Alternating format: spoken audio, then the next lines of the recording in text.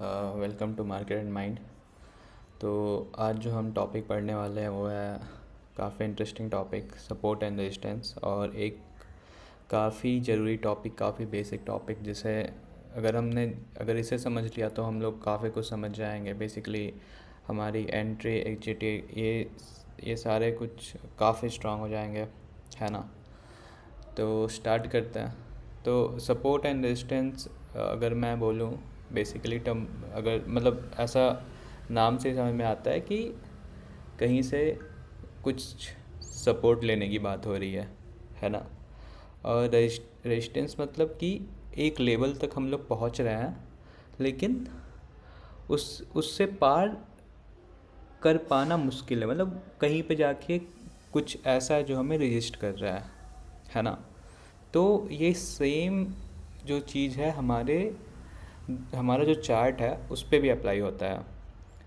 तो अगर हम अपने कैंडल स्टिक पैटर्न्स को देखें, इस चार्ट को देखें विथ कैंडल्स, तो हमें चार्ट पे रेजिस्टेंस और सपोर्ट बनता दिखेगा। तो बेसिकली सपोर्ट वो पॉइंट है जहाँ पे प्राइस जा रहा है, गिरते हुए जा रहा है, और उसके नीचे नहीं जा रहा है, वहाँ से बाउंस बैक कर ले रहा है, ठीक है।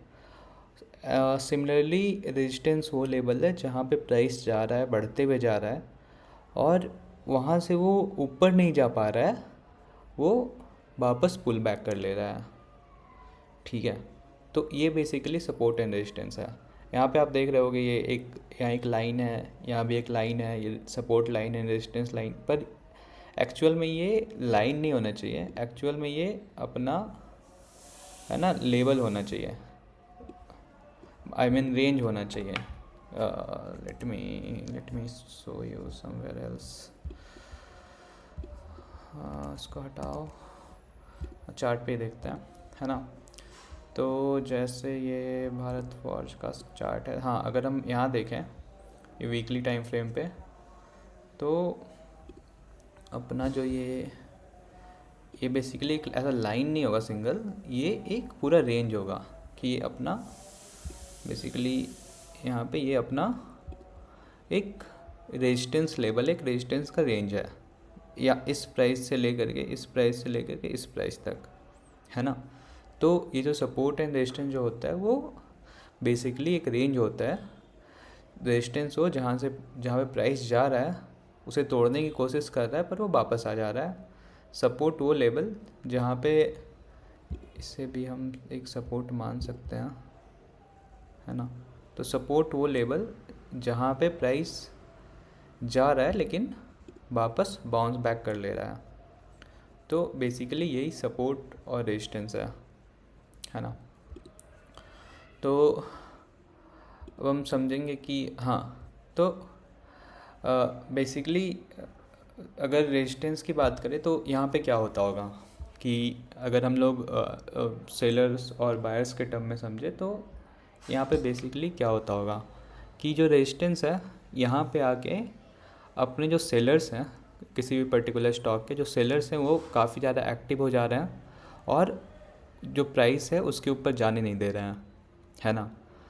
इन द सेम वे अगर सपोर्ट की बात करें तो यहाँ पे आके जो बायर्स हैं वो एक्टिव हो जा रहे हैं, और उस प्राइस को और नीचे नहीं जाने दे रहे। ये भी बेसिकली काइंड ऑफ एक साइकोलॉजी है कि हाँ, जब भी प्राइस अपने सपोर्ट लेवल पे जाएगा तो यहाँ से एक बाउंस बैक करने की उम्मीद है, तो लोग फिर वहाँ पे परचेज करने लगते हैं, और वो कहीं ना कहीं बाउंस बैक कर जाता है मोस्ट ऑफ द टाइम, है ना। तो इसी तरह से सपोर्ट और रेजिस्टेंस बनता रहता है, ठीक है। और जब कोई सपोर्ट बार बार बन गया, अगर आप यहाँ देखो मल्टीपल टाइम्स ये रेजिस्टेंस बन रहा है, वैसे ये मल्टीपल टाइम सपोर्ट बन रहा है, तो अगर वो बार बार बन रहा है, काफ़ी बार बन रहा है, तो बेसिकली वो बहुत ही स्ट्रॉन्ग सपोर्ट है, बहुत ही स्ट्रॉन्ग सपोर्ट जोन है ना। वैसे ही अगर रेजिस्टेंस कहीं पे प्राइस जाके बार बार रेजिस्ट कर रहा है, बार बार पुल बैक हो जा रहा है, तो बहुत ज़्यादा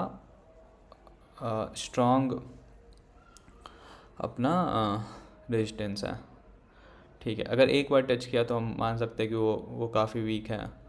दो बार से ज़्यादा तो हम उसे एक्सेप्ट कर सकते हैं, हाँ ये स्ट्रॉन्ग रेजिस्टेंस है, ये स्ट्रॉन्ग सपोर्ट है, ठीक है। अब क्या होगा कि हाँ, अब मैं जो मेरी जो स्ट्रैटेजी है वो सिंपल है कि मैं शॉर्ट नहीं करता हूँ। अगर प्राइस काफ़ी लोग शॉर्ट करेंगे तो वो यहाँ पे भी परचेज करने की कोशिश करेंगे, लेकिन मैं शॉर्ट नहीं करता हूँ, मैं बस बाई करता हूँ। ठीक है। और मैं सबको यही एडवाइस करूँगा, या फिर मैं जो जानता हूँ मैं वही सिखाऊंगा, जो मैं नहीं जानता उसके बारे में मैं नहीं बताने वाला। सिंपल सा। तो मैं ये शॉर्ट वाली चीज़ें नहीं बताऊंगा, मैं बस उन चीज़ों को बताऊंगा जहाँ पे प्राइस ऊपर जा सकती है। ठीक है। तो अपना जो हाँ नेक्स्ट चीज़ है वो है ब्रेकआउट, कि एक रेंज है वहाँ पे बार बार जा रहा है, एक रेजिस्टेंस रेंज पे बार बार प्राइस जा रहा है, लेकिन वहाँ से बार बार पुल बैक हो जा रहा है, बार बार नीचे आ जा रहा है। फिर ऐसे ही करके एक अपना एक टाइम आएगा, किसी भी स्टॉक में आ सकता है, आएगा नहीं, आ सकता है, जहाँ पे अचानक बायर्स जो हैं वो बहुत ज़्यादा ओवर पावर हो गए हैं। जैसे अभी हम यहाँ देख रहे थे कि यहाँ यहाँ पे एक टच किया, यहाँ पे एक टच किया, है ना, यहाँ पे कोशिश हुआ कि हाँ इसको ऊपर ले जाएं, लेकिन फिर एक स्ट्रॉन्ग डाउनवर्ड कैंडल आया, और फिर यहाँ पे बायर्स काफ़ी ज़्यादा स्ट्रॉन्ग हो गए विद गुड वॉल्यूम, है ना, और फिर वो प्राइस को ऊपर ले गया। और भी चार्ट पे हम देखेंगे तो ये काफ़ी अच्छे से दिखेगा। मैं कोशिश करता हूँ अगर किसी और चार्ट पे ये बन रहा है तो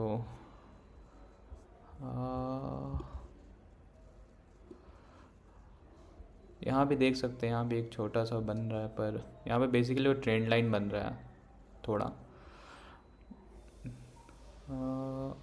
और किसी अच्छे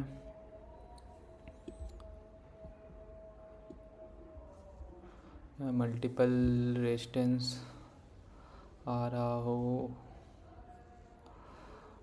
ठीक है। यहाँ पे भी एक, यहाँ रेजिस्टेंस था, एक यहाँ रेजिस्टेंस था, फिर यहाँ पे अचानक जो बायर है वो सेलर से ज़्यादा पावरफुल हो गया विथ गुड वॉल्यूम, ये भी अच्छी वॉल्यूम है। और फिर यहाँ पे उसने इस स्टॉक ने ब्रेकआउट दे दिया। तो हमें समझना है कि मतलब हम ये क्यों सीख रहे हैं। बेसिकली हम ये सीख इसलिए रहे हैं कि जब भी ये रेजिस्टेंस आए, है ना, जब भी ये रेजिस्टेंस आए तो हम हमारा एक स्ट्रैटेजी होगा यहाँ पे भी परचेज करना। तो हम कैसे समझेंगे कि वो जो ब्रेकआउट है वो सही है या फेक ब्रेकआउट है ना। तो ये सब कुछ हम लोग सीखेंगे। अभी के लिए बस ये समझते हैं कि ये रेजिस्टेंस और सपोर्ट क्या है। जब हम आएंगे कि कैसे हमें समझ में आएगा कि वो यहाँ से पक्का वो ब्रेकआउट होगा ही होगा, या फिर वो ब्रेकआउट होके वापस आ जाएगा। इसलिए इस सपोर्ट और रेजिस्टेंस को समझना ज़रूरी है उन सब चीज़ों से पहले। ठीक है। हाँ, तो यही। हाँ, एक फिर कॉन्सेप्ट आता है अपना रीटेस्ट का, है ना, कि स्टॉक ने ब्रेकआउट दिया, ठीक है, उसके बाद जब ये रीटेस्ट करके ऊपर जाता है तो ये काफ़ी अच्छा एक एंट्री लेवल होता है कि हाँ मतलब जितने भी यहाँ पे मान लो कि बायर्स खरीद रहे थे, जो ये सेलर्स हैं उनका कुछ अमाउंट मतलब कुछ उस प्राइस पे वो को लगा था, बेचने को लगा था। जैसे ही प्राइस वहाँ गया उन सब का सारा ये बिक गया, इसलिए प्राइस डाउन गया। और फिर अचानक से एक अप मूव आया, सारे वो सेलर्स जो ट्रैप हो गया, और फिर उसके बाद इसने स्टॉक ने कंटिन्यूएशन दिखा दिया। तो ये जो होता है ये काफ़ी, अगर रीटेस्ट करके ब्रेकआउट हो रहा है तो वो काफ़ी सही ब्रेकआउट है। और मतलब यहाँ पे जो परचेज करने का अपॉर्चुनिटी है वो काफ़ी अच्छा है, और एक हमें एक वैलिडेशन मिलता है कि हाँ यहाँ से तो स्टॉक ऊपर जाएगा ही जाएगा। तो ये एक कॉन्सेप्ट है रीटेस्ट का। ठीक है। हाँ, जो मैं ट्रैप की बात कर रहा था कि जैसे बुल ट्रैप है वैसे बियर ट्रैप भी होता है, जिसके बारे में मैं बात नहीं करूँगा बेसिकली। एक्चुअली बियर ट्रैप अपने लिए अच्छा है कि हाँ वो सपोर्ट लेवल से फिर वो प्राइस बाउंस बैक किया, लेकिन मैं उन सब चीज़ों पर ध्यान नहीं देता। मेरे को अगर मेरे लिए अगर रेजिस्टेंस वो ब्रेक कर रहा है तो मैं कोशिश करता हूँ उधर ही ट्रेड करने का। काफ़ी अपॉर्चुनिटी है, काफ़ी सारे स्टॉक्स हैं, तो जो मेरे सेटअप में नहीं है उसके तरफ मैं क्यों ही जाऊँ, है ना। उसके तरफ मैं जाना भी नहीं चाहता कि जो अपने सेटअप में नहीं है, फिर उन सब चीज़ों से डिसिप्लिन कहीं ना कहीं टूट जाता है। तो बेसिकली वही है कि बेसिकली बुल ट्रैप की बात करेंगे कि कभी कभी हो सकता है जो ब्रेकआउट हो रहा है वो ब्रेकआउट तो हमें लग रहा है कि ब्रेकआउट होगा, लेकिन ब्रेकआउट ना होके वहाँ पे हम ट्रैप हो गए हैं। कि बेसिकली हो कुछ ऐसा रहा होगा कि हाँ किसी ने प्राइस को काफ़ी ऊपर ले गया और फिर वहाँ पे अपना सारा क्वांटिटी सेल कर दिया, है ना। तो ये ट्रैप है। और जो बिगनर होते हैं वो क्या करते हैं, वो देखते हैं अरे ये कैंडल तो ऊपर गया, एक कंफर्मेशन का वेट नहीं करते हैं नेक्स्ट कैंडल का, है ना, कि एक और कंफर्मेशन आए और वो यहीं पे बाई कर लेंगे कहीं पे, और फिर उसके बाद स्टॉक नीचे चला जाएगा, उन्हें लगेगा अरे यार ये तो ब्रेकआउट दिया था पर हम फंस गए। तो हमें कैसे एंट्री लेना है ब्रेकआउट पे, ये बहुत इंपॉर्टेंट टॉपिक है जिसके बारे में हम लोग आगे बात करेंगे, है ना। तो अभी के लिए हाँ ये बुल ट्रैप था। तो हाँ अब जो एक और बेसिकली एक और जो चीज़ है वो ये है कि जो सपोर्ट है वो अपना रेजिस्टेंस बन जाता है, जो रेजिस्टेंस है वो सपोर्ट बन जाता है। मान लो कि जब प्राइस एक सपोर्ट को तोड़ दिया, ठीक है, मान लो कि ये अपना सपोर्ट था, इसको यहाँ पे ये ब्रेक डाउन हो गया और ये नीचे चला गया। तो इस लेवल के नीचे ये फिर क्या हो गया इसके लिए, ये बेसिकली अपना रेजिस्टेंस हो गया वापस से, है ना। अगर मैं दिखाऊं कहीं पे सही सा दिख रहा हो तो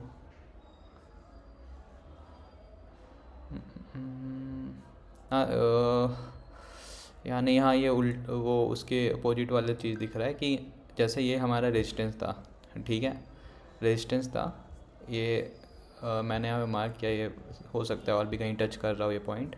तो ये अपना रेजिस्टेंस, हाँ ये एक लाइन नहीं होगा, ये एक रेंज होगा, तो उस चीज़ का भी ध्यान रखना है।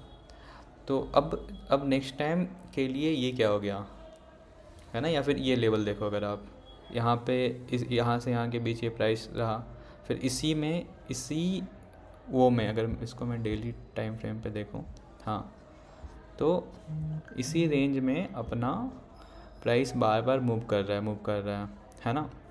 और एक बार वो वहाँ से ब्रेकआउट दे दिया। तो अब जो रेंज था, ये पूरा रेंज अगर हम देखें, ये पूरा छोटा सा ये रेंज जहाँ पे प्राइस मतलब इसी रेंज में ऊपर नीचे होता रहा बेसिकली, तो ये अपना कहीं ना कहीं क्या था, यहाँ से भी अगर देखें तो ये अपना रेजिस्टेंस था, इसको इसने ब्रेक किया।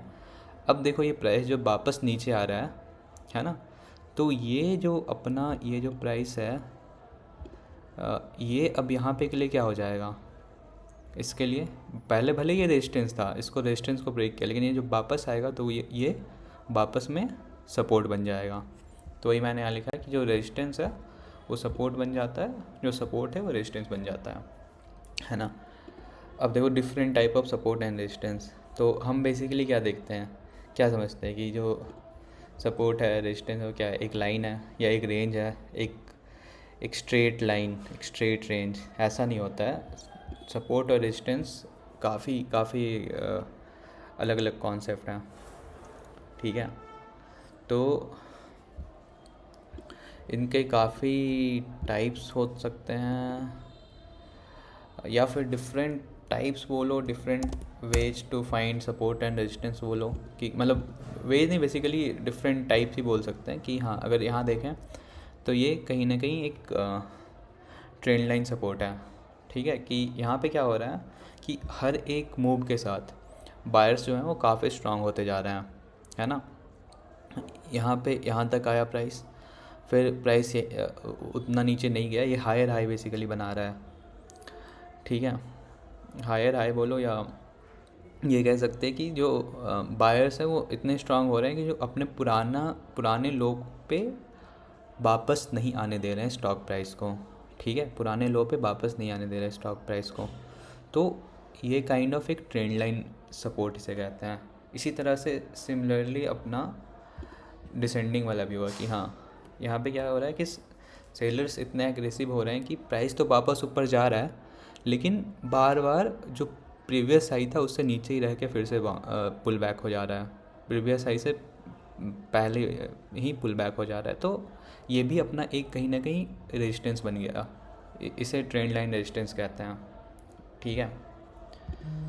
तो उसी तरह से फिर अपना जो ईएमए होता है, एक्सपोनेंशियल मूविंग एवरेज, उस हम लोग उसके बारे में बात करेंगे। वो भी बेसिकली अपना सपोर्ट और रेजिस्टेंस जैसा काम करता है कि जो प्राइस है वो 20 ईएमए को रिस्पेक्ट कर रहा है कि भाई वो 20 ईएमए से नीचे नहीं जा रहा, तो 20 ईएमए कहीं ना कहीं इसका सपोर्ट है ना, कि उससे तो नीचे नहीं जा रहा। अगर वो 20 ईएमए से नीचे चला गया तो हो सकता है कि इसका मतलब हाँ सेलर एग्रेसिव हो गया, वो अपना माल बेच रहे हैं या फिर जो भी स्टॉक्स है उसको बेच रहे हैं।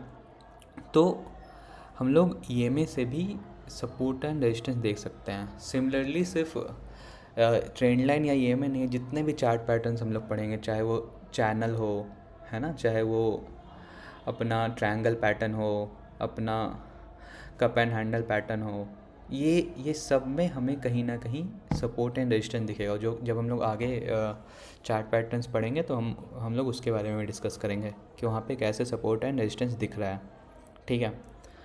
तो हाँ, तो वही all chart patterns we have as support and resistance. तो हाँ, आज के लिए बस इतना ही।